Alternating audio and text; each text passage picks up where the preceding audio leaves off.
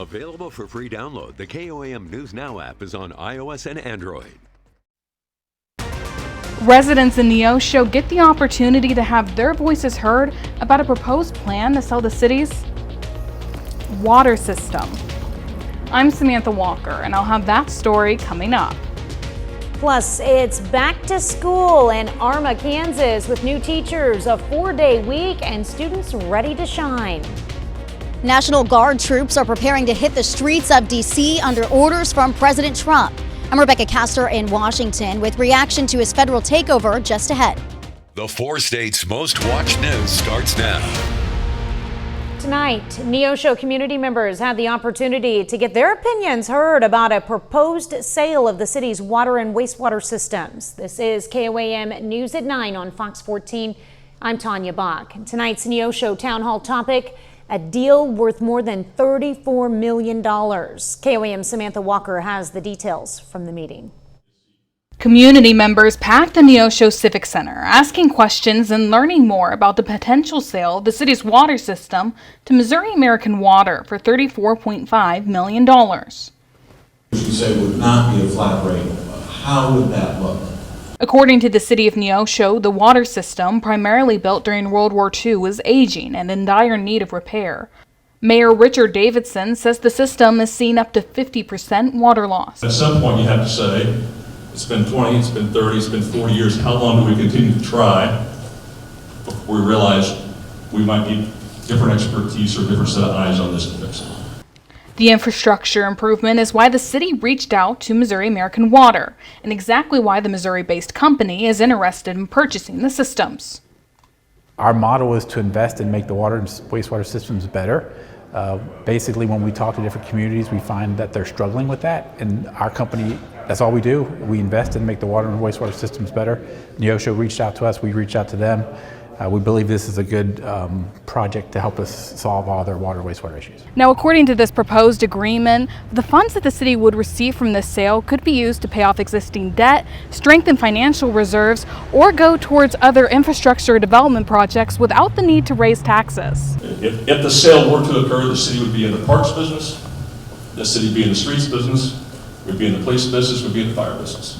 Community members brought questions about where the money would go, possible rate changes as a result of the sale, and how city employees would be impacted. According to representatives, the 13 city employees who currently work on the water system would then work for Missouri American Water, and the company would build an operations base in Neosho. I'm about Neosho.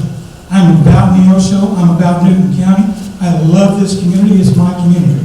Both city staff and Missouri American Water representatives emphasized their desire to be transparent and communicative with Neosho residents throughout this process. And so we wanted to have that open dialogue with all the residents so they know what their options are. We believe this is the right option to help solve some of the water and wastewater problems in the community. Reporting in Neosho, Samantha Walker, KOAM News. If you missed tonight's town hall, you still have the chance to give your input. The city of Neosho has a phone number, email, and an online input form for community feedback, and you can find that information on our website at KOAMnewsnow.com.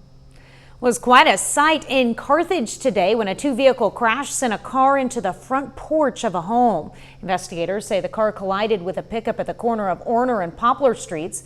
The pickup spun and rolled. The car veered off the road through a grouping of trees and struck the porch.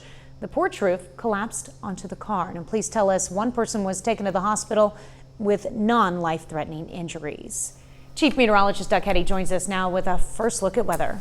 Yeah, and it actually turned out to be a pretty nice Tuesday for us today. Most of us dry. We had a couple random showers earlier, but those are gone, and we look pretty calm as we go through the overnight hours tonight. We'll drop back upper 60s, so fairly comfortable to kick off your Wednesday. As we go through the day, I think high temps 90, 91, but there could be 1 or 2 spotty little showers. Again, most of us are going to stay dry. And then we're going to do it again on Thursday. In fact, start to warm up a little bit more. And we're going to see that warming trend continuing all the way toward the weekend. 77 in Joplin, 76 in Pittsburgh. So it's not bad out there. And we'll drop back into the upper 60s a little bit later on tonight. But it is going to get hot. That heat, that humidity is going to return. We're going to talk about it here in just a bit. All right, thanks, Doug. Well, today was the first day of a brand new school year for a number of Southeast Kansas school districts, and that includes USD 246 in Arma. KOAM's Ty Parks was there when they welcomed back the students and staff. My biggest thing is find your voice. You, as somebody coming here, don't be shy. Show yourself. Be yourself. Don't be afraid to be yourself. This is high school makes you you. At the sound of the bell, school starts again for USD 246 in Arma, Kansas. Students are excited as well as the staff. Excited about some new things we have. We have a new science teacher for us, chemistry and physics teacher, Rob Massa, who had retired from Girard, and now he's with us. We're super excited to have him.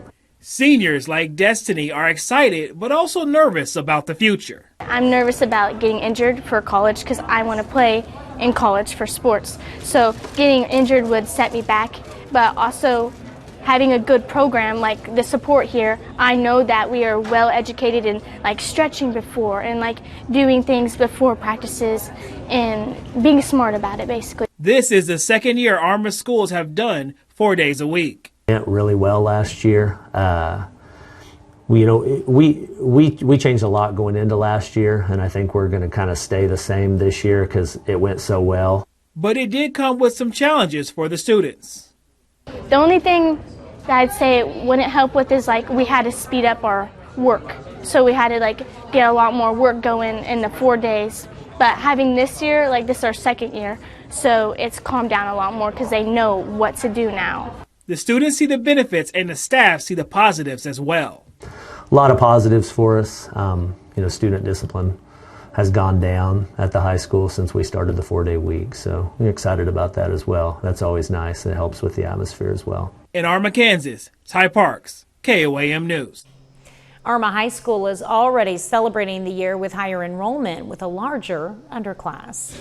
Well, Carl Junction kicks off back-to-school fun with a street fest. School isn't back in session until next Monday, but this afternoon the Carl Junction Chamber of Commerce hosted a back-to-school block party. The bash featured food trucks, music, games, and activities, free giveaways, and allowed parents the chance to meet their child's teacher during an elementary class open house.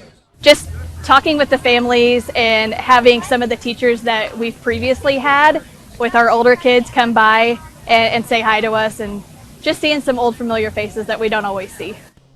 Carl Junction High School Student Success Committee planned and coordinated today's back-to-school block party. Well, coming up, ending the war. President Trump and Russian President Vladimir Putin prepare to meet with the aim of ending the war in Ukraine. I'm Connor Hansen with updates on this story coming up. But up first, overdoses among Missouri teens are on the rise again, what doctors say is driving the dangerous trend. Finding homes faster, and all thanks to a teen designer whose bow ties make them irresistible. Join us for that and more at 7. President Trump says he's considering reclassifying marijuana as a less dangerous drug. Right now it's listed as Schedule 1, same as heroin, but a change could make it easier to buy and sell. 45 states allow marijuana for medical or recreational use, with some cities using cannabis sales to fund parks and infrastructure. But doctors warn it could lead to more abuse. Poison control calls from kids ingesting edibles have surged from just 900 in 2009 to more than 22,000 last year. Trump says he'll decide in the coming weeks. New numbers show people under 25 are suffering the most non-fatal overdoses in the state of Missouri. Chris Bryant digs into the numbers and speaks with an emergency room nurse about the signs if you suspect someone is struggling with addiction.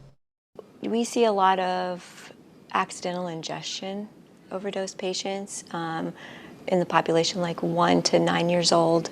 According to Mercy Springfield, in July of 2018, they saw 9 visits to the ER of overdoses involving kids 17 and younger. That number dropped to 5 visits in July of 2023. However, in July of this year, that number climbed to 12. When it comes to children, there is a wide range of signs they have OD'd. Not waking up. They can't wake their kids up. They're just laying around. Or on the other side could be just crying all the time, not able to console, crying, restlessness. In the state of Missouri, of the 6,201 overdoses that were treated in emergency rooms in 2023, children under the age of 15 made up almost 21% of them. The second highest age group treated behind 15 to 24-year-olds. Behavioral, children and kids taking extra of whatever they are either prescribed or their family is prescribed, whether it be Tylenol or whatever medication they are on, they take more than they're supposed to take. In the southwest region of the state, there was a total of 1,281 overdoses in 2023, with Jasper and Taney County coming in behind Greene County. In the central region, Phelps had 98 of those cases, while Laclede had 89. It's in my experience, it's usually teenagers, about 12 to 16, attention-seeking behaviors that will take they don't know how many, they just say they took the whole bottle. If you or someone you know is struggling or dealing with a substance abuse crisis, help is available. Call or text 988, or you can chat at 988lifeline.org. I've been a nurse for about 15 years now, and I've wondered what was happening with all of this, just the increase in all of these kids coming in. It's just mind-blowing sometimes, and we just see it more and more. I don't know if it's social media related or easier access to get medication. Well, Springfield emergency rooms treated 491 overdoses in 2023. Fast walking could be the key to living longer. Tens of thousands of participants filled out a comprehensive questionnaire about their exercise habits, average time spent working out, walking speed, and health. Roughly 16 years later, they completed another questionnaire. Analysis of the data showed study participants who fast walked for at least 15 minutes every day saw a nearly 20% reduction in premature death. So how do you know if you're walking fast enough? According to the United Kingdom's National Health Service, you should be able to talk but not sing. Well, Doug is next with a complete look at your forecast, and later, blue ribbons, rodeo action, and champion swine at the Interstate Fair Rodeo. i-insurance.com for all of your insurance needs in Southeast Kansas. With Sports and Entertainment Complex, home of Connect-A-Culture and Spiva Center for the Arts. Well, it definitely turned out to be a nice Tuesday for us today. Temperatures pretty good across the region. We did have a few more spotty afternoon showers and a few random thunderstorms, but 80 to 90% of you ended up staying on the dry side. And if we look outside right now, anything that did develop earlier is now gone, and we look pretty calm as we go through the rest of the overnight hours tonight. Let's go through time. We're going to stop. Here's about 7:30 in the morning, upper 60s, so a nice mild start across the region. Partly sunny skies on your Wednesday, mid to upper 80s by noon. Once we get into the afternoon, again, a random spotty shower or thunderstorm, but most of you dry. I think our high temp's about 90 or 91 degrees during the afternoon. Tomorrow night's going to be nice and calm. We drop back into the mid to upper 60s once again. Let's go into your Thursday afternoon. A little bit warmer, 92, 93, maybe a 94, especially once you get down into northeastern Oklahoma. And then clear skies again Thursday night into Friday morning, but not as cool. We only drop back low to mid 70s. So you can see this slow upward trend in temperatures as we go through the rest of the week. All right, 70 to start, 88 by noon, high temp, 91 as we go into your Wednesday. Great shot. This is our Cornell Arts and Entertainment Complex tower cam. Light little breeze. Overall, it's a very nice summer evening. Still warm. Most of us 75 upwards to about 80 degrees across the region. And our humidity has been up there. At least the temperature is not hotter, or it's going to feel worse, obviously. But still, our humidity, dew points, lower 70s, making it feel kind of muggy across the region. We'll see that as we go through the next couple days. So we do have a little bit of a heat index out there, but again, it's not a very big deal. Heat index, a little higher than our temperature tomorrow, probably 92 to about 94 degrees.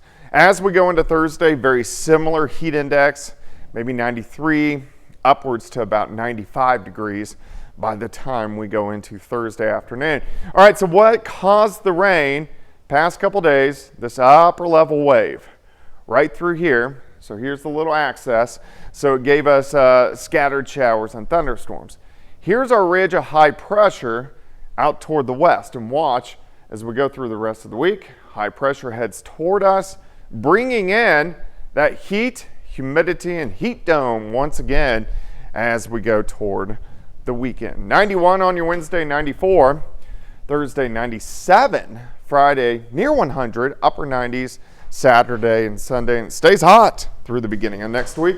Yeah, definitely a nice start to the week that's heating back up. Got it. All right, thanks, Doug. Well, the good old days are underway at the 118th Interstate Fair and Rodeo in Coffeyville, Kansas. This morning, exhibitors showcased their swine in hopes of winning a blue ribbon. Riders also showed off their skills in the PRCA rodeo slack. One exhibitor talks about the preparation it takes to compete in the swine show. Exercise, walking them with their head up, building their endurance to the heat, and just making them look good, their skin and hair, make sure it's conditioned and everything. The 118th Interstate Fair and Rodeo continues through Saturday. Well, coming up next, as your children prepare to head back to school for the fall semester, we've got some easy self-defense tips from an expert to help keep them safe on the way to and from school. You're invited to Kids Fest, Saturday, August 16th, 11 to 4 at Ron Supermarket.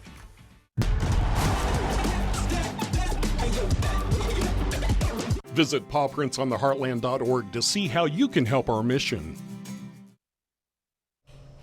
Getting on and off the school bus can be a routine part of a child's day, but for some, it can also be a moment of vulnerability. While abductions are rare, and that's according to hopkinsmedicine.org, incidents can happen away from home. KOAM's Lonnie Walton spoke to a self-defense expert from the Forge in Joplin who says there are ways for kids to protect themselves. Said, how do you like school? They're going to tell me, oh, it's great. Guru is a grandmother of 7 grandchildren. Although she doesn't know if they like school, they do mind adults, like when they advise them about getting on and off the school bus. Stay with their leader, their adult, and listen to what the leader tells them because they tell them the right things to do. James Bullitt is a self-defense expert and owner of the Forge in Joplin. He advises students about strangers who may come a little too close for comfort. You're going to extend and smash the face as hard as you can. Okay? That will cause, at minimum, a reaction, at maximum, damage. James says having both straps on your book bag on both shoulders is a no-no. Turn sideways, and this is fully on. You have an easy thing like this. If I go to try to control you and I'm pulled, you shouldn't be resisting. And if you do even for a second, well, let go of the bag. Someone grabs you from behind, there are safety measures. He needs to instantly tuck his chin and grab my arm as fast as possible with both hands and anchor down. And then from there, he's either going to move his hips out of the way. Bullitt also says try to avoid the situation with body language. This right here is what I teach day one. Excuse me, how can I help you? This is where it starts. How can I help you? Bullitt says if all things fail, take all measures to protect yourself. Reporting in Joplin, I'm Lonnie Walton, KOAM News. Johns Hopkins Medicine says you should start talking to your child about avoiding strangers at an early age. Air Advisor 2025 ranks the top U.S. carriers for families. American Airlines takes first place, followed by United Airlines, and then in third is Delta.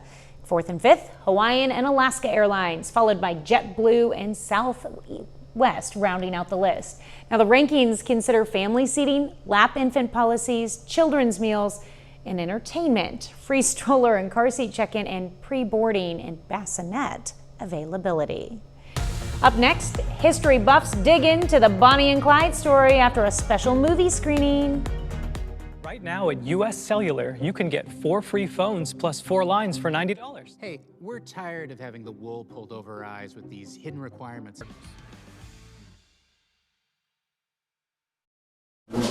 Blasting machine guns, robbing banks, and speeding cars riddled with bullet holes. Just a few of the historical facts about the infamous duo Bonnie Parker and Clyde Barrow, aka Bonnie and Clyde, who rampaged the southern Midwest in the 1930s. Tonight, the Route 66 Theater in Webb City hosted a special screening of the original 1967 Bonnie and Clyde movie. Before the screening, special guest speakers Jason and Aiden Chambers introduced the two legendary outlaws' connection to the Joplin area. Their time in Joplin is what kind of pokes out for me a lot more, just because a lot of people don't really know about what has happened in Joplin and Webb City in the past 100 years. There is just so much history in where we're from, and I don't want that stuff to go to waste. I'd love for that stuff to really be brought back out into the light. The event also featured rare artifacts from the Bonnie and Clyde era, and Chambers also talked about the Joplin residence the two used as a hideout back in their heyday. 30 more minutes of news, weather, and sports coming your way. Coming up, National Guard troops are deployed to D.C. after the president declares a public safety emergency. And President Trump is set to meet Russian President Putin in Alaska to discuss peace in Ukraine as tensions remain high and territorial demands loom. Big Bang Theory, tonight at 10:30, right here on Fox 14. The best used car selection and savings are only at Roper Honda. You're watching the 4 states' most watched news. This is KOAM News at 9 on Fox 14. I'm Tanya Bach. For the first time ever, the federal government is taking control of the police department in Washington, D.C. as President Trump looks to restore law and order in the nation's capital. National Guard troops have also been deployed, and as Fox's Rebecca Castor reports, the White House could soon expand this initiative to other cities. National Guard troops reporting for duty in D.C. Tuesday morning after President Trump declared a public safety emergency in the nation's capital. I don't like being up here talking about how unsafe and how dirty and disgusting this once beautiful capital was. 800 soldiers will soon deploy alongside hundreds of federal agents and local officers who the White House says made nearly 24 arrests Monday. We are removing violent offenders, we are arresting criminals, and we are removing drugs and firearms off of the streets of the city. The federal intervention comes when violent crime is at a 30-year low in the district. But homicides remain a major concern, with D.C. recording its 100th murder of the year Monday night. Crime in the district is out of control, and we're going call to call to call for armed carjacking, stabbings, robberies, shootings, homicides. D.C.'s mayor and police chief claim they were blindsided by Trump's takeover, but are welcoming the extra hands. I think this is going to be a good effort. Right now, we have more police, and we want to make sure we're using them. And Trump is warning other cities like New York and Chicago to take note. This will go further. The precedent that he is setting is one that really is a dress rehearsal potentially for other places. President Trump can only legally take over the police force here for 30 days. After that, Congress would need to sign off. In Washington, Rebecca Castor, Fox News. Well, Monday's deadly explosion at a U.S. steel plant near Pittsburgh, Pennsylvania, killed 2 people and sent at least 10 to area hospitals. Investigators are now working to determine the cause of the deadly explosion. Pennsylvania Governor Josh Shapiro visited the site today, calling for answers. Some question whether operations should continue, but U.S. Steelworker says worker safety is paramount.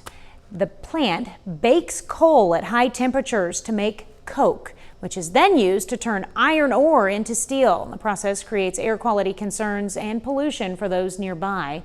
Officials say they have not detected a rise in toxic chemicals, but are still urging residents to take precaution. President Trump says he wants to find out what Russian President Vladimir Putin is looking for in exchange for a ceasefire in Ukraine. The prospect is making Ukraine and European leaders anxious since they will not be present for the talks in Alaska this Friday. Fox News correspondent Connor Hansen has more on the summit preps. President Trump is flying to Alaska Friday to meet with Russian President Vladimir Putin one-on-one. The White House hopes to find out exactly what Russia is looking for and if peace in Ukraine is possible. Sitting face to face rather than speaking over the telephone will give this president the best indication of how to end this war and where this is headed. Putin is expected to demand a significant portion of Ukrainian territory in exchange for an end to the fighting. And while Ukraine and other European leaders are not included in the Alaska talks, They will lobby President Trump in a virtual call on Wednesday. No rewards, gifts, or peacemaking with the aggressor. Every concession with the aggressor provokes further aggression. Ukrainian President Vladimir Zelensky has been opposed to handing over territory and says it looks like Russian troops are preparing for another offensive. If there was some kind of a swap that made some sense to the Ukrainians here, that's maybe a possibility. But even that's remote. What the president's really interested in, stop the war. Trump hopes a meeting between Putin and Zelensky will happen soon after his trip to Alaska. In New York, Connor Hansen, Fox News.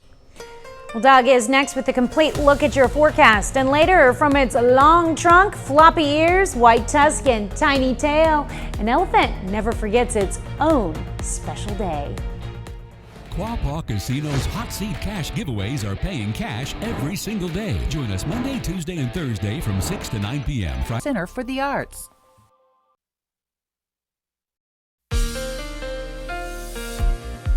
Well, it definitely turned out to be a nice Tuesday for us today after all the rain that we picked up over the past couple days. We had showers and thunderstorms on Sunday, showers and thunderstorms yesterday. Some of you got heavy amounts of rain, others not so much. We had some showers out there earlier, especially in southeastern Kansas. These have all fallen apart. So that means we're going to be nice and calm as we go through the overnight hours. We'll have pretty much clear skies. There is a meteor shower going on where you can see anywhere from about 60 upwards to 100 meteors per hour. So about one every single minute, which isn't extremely aggressive, but yeah, they're going to be out there. Best viewing time is like 2 a.m. to 4 a.m. I'll be asleep. You may be awake. Upper 90s, upper 60s, my gosh, upper 60s when we start the day. We'll go into the mid 80s by noon. By the afternoon, most of us 90, 91 degrees. One or two random storms. Very similar compared to what we had today. As we go into Wednesday night, again, clear skies, meteor shower going on, 1 per minute or so tomorrow night. And then as we go into Thursday afternoon, a little bit hotter. I think most of us 93, 94 degrees, and we're going to continue that trend upward as we go through the next several days. By the time we get into Friday morning, overnight lows only into lower 70s, and those will go up as well. 70 to start, 88 by noon, high temp, 91 degrees. It looks pretty good right now. Great shot. Cornell Arts and Entertainment Complex. We are looking northeast, right through downtown. Still warm. You can see mid to upper 70s to near 80 degrees. Feels a little sticky. It could be a lot worse, but it feels a little sticky because our dew points are up into lower 70s right now. So that makes it feel like it's kind of muggy across the region. And we're going to see those heat indices kind of creeping up a bit over the next couple days. Not much above our actual temperature, which is good. So it's going to feel 1 or 2 degrees warmer than our actual temperature tomorrow, and then 1 or 2 degrees warmer than our actual temperature once again on Thursday. And then that will start to accelerate upward as we head into the weekend. A little bit cooler. We have a weak little wave kind of pushing through. So as that shifts out, high pressure rolls in as we head into the weekend. That heat dome, that heat, that humidity right back in on top of us. So here's Saturday. As we go into early next week, it kind of presses back toward the west, so we may get a few waves that rotate around it, but my gosh, it looks pretty hot and pretty humid as we go through the next week. Temperatures creeping up. Let's go 91 on Wednesday, 94 on Thursday, 97 on Friday, near 100 as we head into the weekend and early next week with just a few random pop-up storms. All right, well, we'll keep an eye on those. We definitely got a lot of rain earlier this week. So yeah, which we needed. We did. All right, thanks, Doug. Well, some young golfers hit the links in Joplin today for the AJGA tournament. The American Junior Golf Association tournament invites aspiring young players to play with college and even some professional players in a unique, all-inclusive 18-hole tournament. Proceeds help provide financial assistance for those juniors who may have the talent but not the resources to play in AJGA events. with the sponsors today, playing with the junior golfers, really just seeing how high level of an event this is. You know, I think a good way to compare it's the PGA Tour, the LPGA Tour of junior golf. So the people they're playing with today are really, really high level individuals. Today's tournament teed off at Twin Hills Golf and Country Club in Joplin. Still ahead, the Royals and Cardinals have a chance to secure their series tonight. We'll have the scores from their matchups coming up. And high school football practices are underway in Missouri and Oklahoma. We'll hear from the Joplin Eagles as the start of the season approaches. Hero Fund USA and KOAM News Now supporting the 4 states' first responders. Tonight's Pigskin Two-A-Days features Joplin High School, sponsored by Matco Builders. Go Eagles!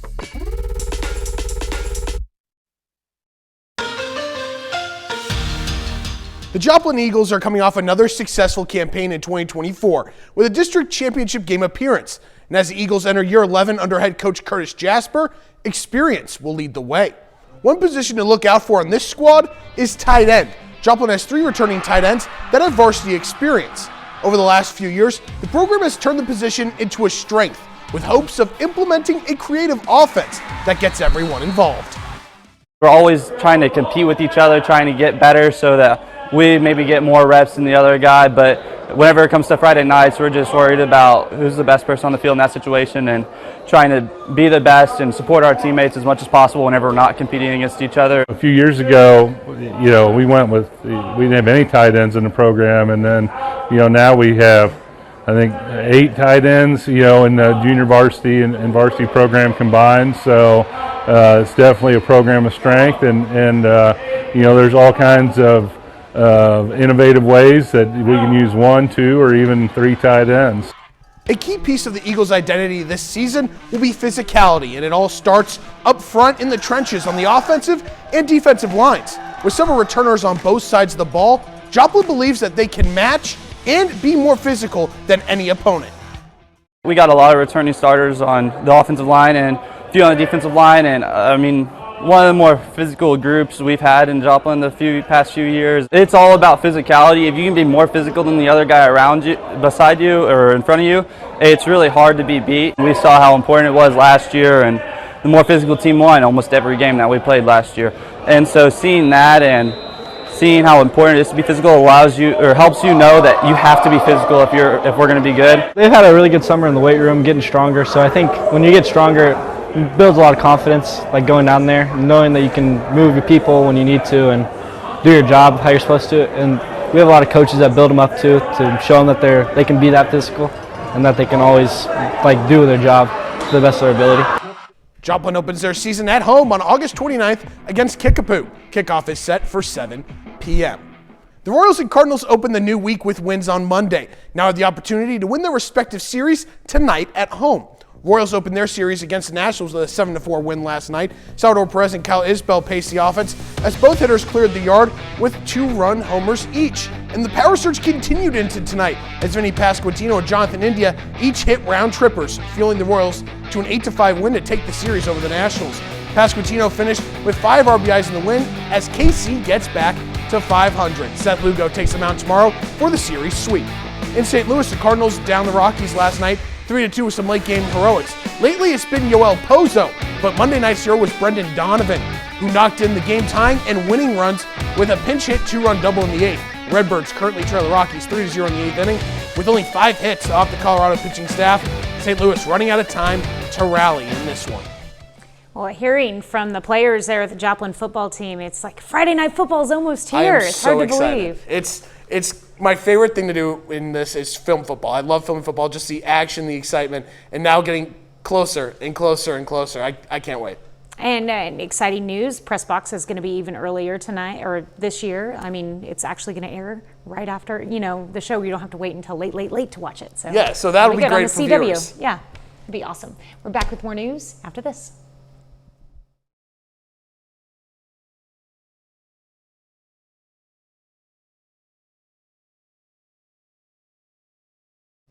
Well, you might say, oh my, to a lion, tiger, or bear. Today, August 12th is all about another animal. Fox News' Gary Baumgarten takes a closer look at World Elephant Day. Strong yet gentle, smart but playful, elephants have always captivated millions of people around the world. And with August 12th marking World Elephant Day, animal experts say it's time to celebrate these remarkable creatures. They are our largest terrestrial mammal. They are spectacular. They are intelligent. They're social. According to the World Wildlife Fund, wild elephants are found across portions of Africa and Asia, with the African savanna elephant the largest of the elephant species. But no matter where their herds are, these animals usually live in matriarchal societies. When you see a big herd of elephants, it's almost all females except for young males, because the girls kick out the boys when they're teenagers. And those female herds typically stay together for their entire lives. So it will be grandmas, their children, their aunts, their grandchildren, their great-grandchildren. But data from the World Wildlife Fund reveals wild elephants still face threats from illegal poaching for their tusks and from surging habitat loss. Like all creatures, experts say wild elephants play a critical role in maintaining the health and balance of their environments, especially helping to spread seeds and clear wooded areas to help new plants grow. Support those animals and care about them, because we all need to care about the different diversity of animals on this planet. Gary Baumgarten, Fox News. Up next, British royalty stays in business with Netflix, a face for a new Rambo movie, and Downton Abbey celebrates its grand finale later this season.